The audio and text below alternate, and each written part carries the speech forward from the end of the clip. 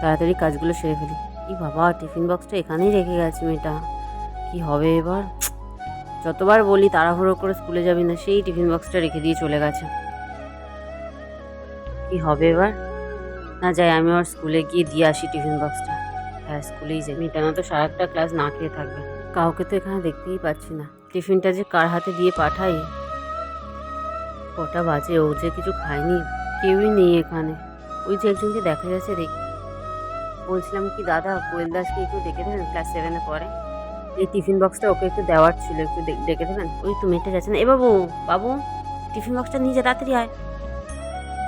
যাই। মা না, মা এখানে কি করছে? হ্যাঁ মা, যাচ্ছি, আমি আসছি। কতবার বলেছি তাড়াহুড়ো করবি না, নে টিফিন বক্সটা ধর আর ক্লাসে যা। মা ভুলে গেছি, থ্যাংক ইউ মা। মা তুমি আমার জন্য এত দূর এসেছো? ঠিক আছে, আমার ক্লাসে বেল বাজে গেছে। আসতে যা, তাড়াহুড়ো করিস না। টাটা টাটা, ঠিক আছে। মেয়েটা টিফিন নিলে একটু শান্তি।